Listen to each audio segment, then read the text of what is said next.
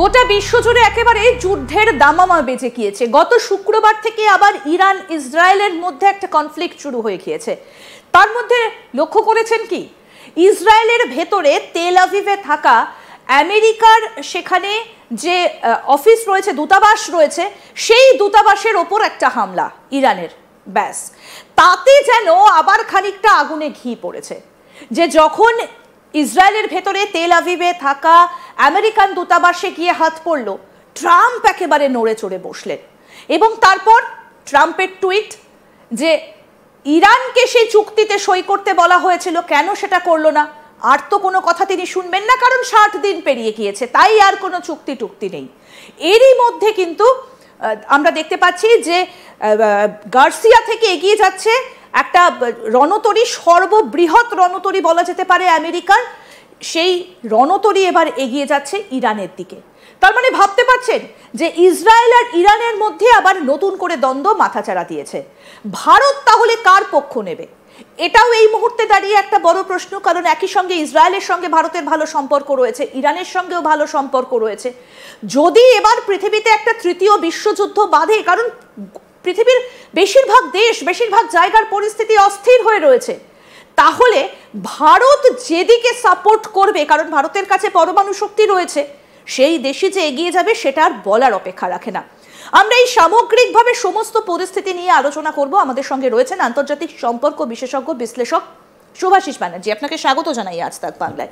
এই যে গোটা পরিস্থিতিটা যে জায়গায় এই মুহূর্তে গিয়ে পৌঁছেছে, তৃতীয় বিশ্বযুদ্ধ যদি বাধে, ভারত যে পক্ষ নেবে সেই পক্ষ একটা এক্সট্রা এনার্জি পেয়ে যাবে। ভারতের কাছে পরমাণু রয়েছে এবং ভারতের একটা স্বচ্ছ ভাবমূর্তি রয়েছে। আর কোন কোন ক্ষেত্রে ভারত সাপোর্ট দিলে সেই দেশটার পক্ষে প্লাস পয়েন্ট হবে? দেখুন, প্রথম যে জিনিসটা, প্রথম উত্তরটায় আমার একটা পয়েন্ট দেওয়ার আছে। আমার কোথাও গিয়ে মনে হচ্ছে তৃতীয় বিশ্বযুদ্ধের যেই কনভেনশনাল কনসেপ্ট আমাদের কাছে আছে, যে দুটো অ্যাক্সিস হবে, সেই দুটো অ্যাক্সিসের মধ্যে যুদ্ধ হবে, সেইটার থেকেও বেশি আমার মনে হয় টুকরো টুকরো বিভিন্ন ভাগে বিভিন্ন দেশ যুদ্ধে লিপ্ত হবে এবং সেটাই হবে তৃতীয় বিশ্বযুদ্ধের স্টার্টিং পয়েন্ট। এবং কোথাও গিয়ে আমার হয়তো, খুবই শুনতে খারাপ লাগছে, কোথাও গিয়ে আমার হয়তো মনে হচ্ছে তৃতীয় বিশ্বযুদ্ধ অলরেডি স্টার্ট হয়ে গেছে এবং আমরা আস্তে আস্তে সেটা ম্যাচিওর হওয়াটা দেখছি।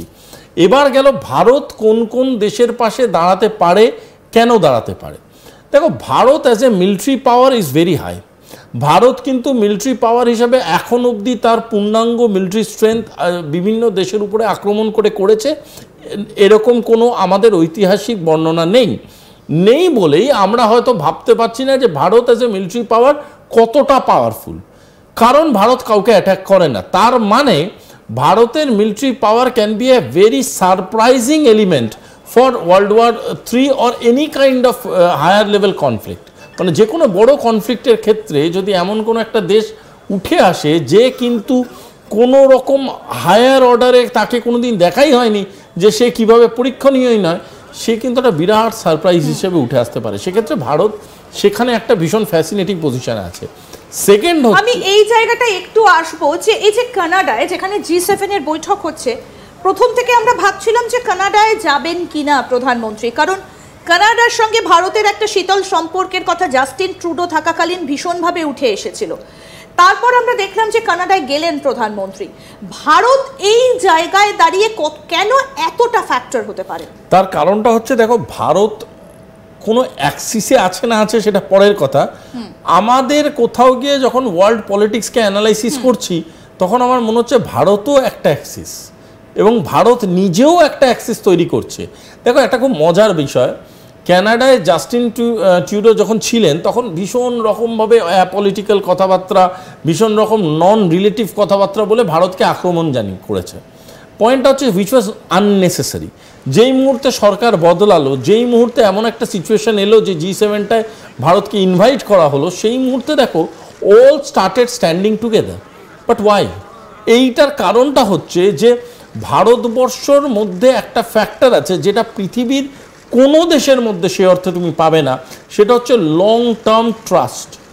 এমন একটা দেশ যাকে বিশ্বাস করা যায়, এমন একটা দেশ যাকে সাথে নিয়ে চলা যায়। হয় না, ধরো তুমি একটা কোনো বড় পার্টিতে গেলে, there are lot of stars in there, but কার পাশে দাঁড়িয়ে তুমি ছবি তুললে তোমার ভ্যালুটা বাড়বে, কাকে সাথে নিয়ে চললে তোমাকে লোকে সম্মানের চোখে দেখবে, দ্যাট ইজ ভেরি ইম্পর্ট্যান্ট। আর সেই পাশে নিয়ে চলার দিকে ভারতবর্ষ সবসময় একটা ভীষণ জরুরি স্থানে আছে। তার কারণ Bharatvarsha as a power, Bharatvarsha as a territory, Bharatvarsha as a ally, Bharatvarsha as a partner is very trustworthy. কিন্তু আমেরিকার সঙ্গে লড়ার ক্ষমতা কি ভারতের রয়েছে? আমি প্রথমে মিলিটারির দিক দিয়ে আসি। কারণ ডোনাল্ড ট্রাম্প কখনো বলছেন যে আমার গাজা চাই, গাজা স্ট্রিপ চাই, কখনো তিনি কানাডাকে বলছেন 51তম অঙ্গরাজ্য হয়ে যেতে।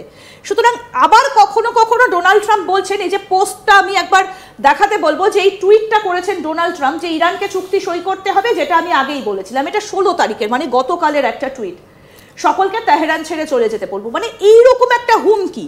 তেল আভিভে আমেরিকার দূতাবাসে একটা ছোট্ট আঘাতের পর তিনি একেবারে তড়িঘড়ি G7 এর বৈঠক ছেড়ে বেরিয়ে চলে এলেন। তিনি দেশে এসে এই ধরনের টুইট করতে শুরু করে দিলেন। এই সামনা করার ক্ষমতা ভারতের কতটা রয়েছে বলে আপনি মনে করেন?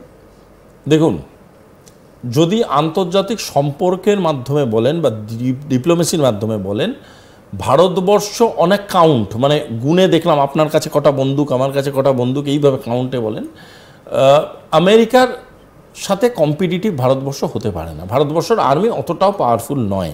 আর কিন্তু ভারতবর্ষের ডিপ্লোমেসিটা এতটাই পাওয়ারফুল যে ভারতবর্ষ কোনোভাবেই মিলিটারি কনফ্লিক্টে ডাইরেক্ট যাবে না। যে ভারতের মিলিটারি পাওয়ার ডিপ্লোমেসির থেকে খানিকটা কম, সেটাই বা আমরা আজকের ডেটে দাঁড়িয়ে বলি কি করে? কারণ পাকিস্তানকে যেভাবে নাস্তানাবুদ করেছে সেটা তো মিলিটারি সিস্টেমের মাধ্যমেই করেছে।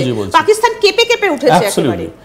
পাকিস্তান কেঁপে ওঠা আর আমেরিকাকে কাঁপানো ইন এ মিলিটারি কন্ট্রেস্ট দুটো এক জিনিস নয়, পয়েন্ট 1। পয়েন্ট 2 হচ্ছে আমেরিকার মিলিটারি পাওয়ার যেটা আছে সেটা কিন্তু ইন্ডাস্ট্রিয়াল ম্যানুফ্যাকচারিং পাওয়ার। কেন? আমেরিকা কিন্তু নিজেই উৎপাদক। এই যে ইন্ডাস্ট্রিয়ালি তারা যে তাদের ডিফেন্স বিভিন্ন ইকুইপমেন্টসকে ইভলভ করায় বা বিভিন্ন রকম ইনভেন্ট করে, সেই জন্যই তারা কিন্তু এতটা স্ট্রং মিলিটারি ওয়াইজ। তো ভারতবর্ষের মানে মস্তিষ্কটা, একটা মিলিটারি মাইন্ড তো আছে, ভারতবর্ষের মস্তিষ্কটা এতটা বোকা নয় যে আমেরিকার সাথে মিলিটারি ওয়াইজ কন্টেস্ট করতে যাবে, করবে না। কারণ করতে গেলে সেটা ভারতবর্ষের হিতে ফল হবে না। আমি যতই বড় ভারতীয় প্রেমী হই না কেন, আমি এই বোকা বোকা কথাগুলো কোনোদিনই সমর্থন করতে পারবো না যে আমেরিকার সাথে Bharatvarsha face to face fight করবে এবং ভারতবর্ষ জিতে যাবেন। দিস ইজ মানে অ্যাবসলিউটলি আননেসেসারি। বাট দুজনেই কিন্তু ভীষণ ম্যাচিওর্ড পাওয়ার, দুজনেই কিন্তু ভীষণ রেসপন্সিবল পাওয়ার। সেখানে আমেরিকা দেখো এত কিছু করছে, তো এত নিউক্লিয়ার পাওয়ার নিয়ে টিকা টিপ্পনি করছে। ইদানিংকালে after India has become a nuclear power, ইদানিংকালে আমেরিকা কিন্তু কোনোদিনই সেই অর্থে ভারতবর্ষকে নিউক্লিয়ার থিওরি নিয়ে অ্যাটাক করেনি। কেন করেনি? কারণ ভারত